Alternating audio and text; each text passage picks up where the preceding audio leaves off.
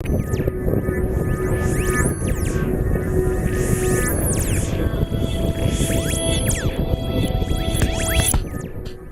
lot of people who know me seem to view me as some sort of godlike athlete performing feats of physical prowess on a daily basis and probably doing it all on a vegan diet just for a laugh. Could not be further from the truth. It's all about balance, and the body-mind, so called because the two really are indivisible when it comes to well-being, is balanced within itself. You can eat and drink all sorts of rubbish and still feel great, at least in the short term. I know because I used to do this in my 20s. The difficulty began for me when I no longer resonated with the lifestyle I'd spent years creating for myself, and as if by magic my once bulletproof health began to fail.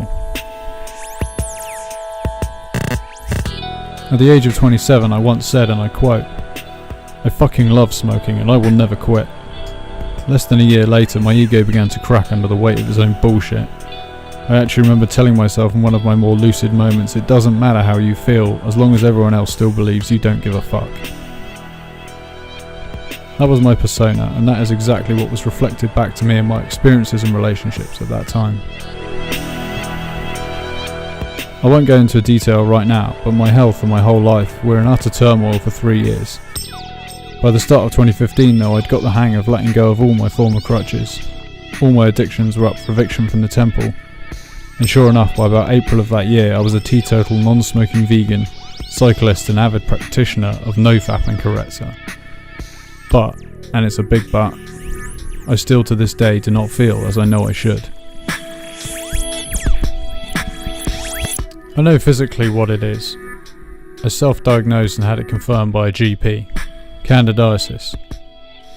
I flushed it out into the open doing a 7-day water fast.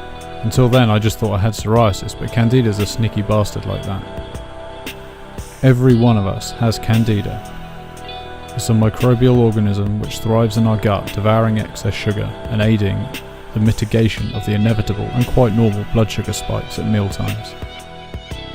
Then when the party is over, the healthy immune system puts Candida back in its box. The trouble starts when we get out of balance. If your digestion is unbalanced or sluggish for any reason, you experience a build-up of putrefying waste. Yes, it's a real scientific term, look it up. In your gut and colon. This can lead to all sorts of complications such as intestinal permeability, leaky gut, and the resulting host of autoimmune conditions. If you have any sort of immune system condition, even just a weird rash, I urge you to examine your diet closely and at the risk of sounding like a stuck record, go vegan. At least on a trial basis, what do you have to lose? Trust me, if it means being able to ditch those prescription meds but you also have to give up cheese, it's worth it. I healed chronic psoriasis and I will soon overcome candidiasis.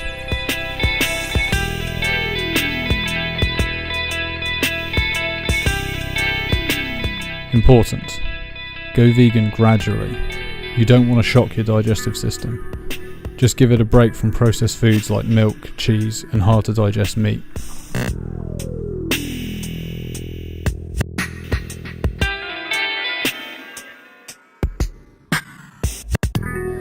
Now here's the crux of the matter.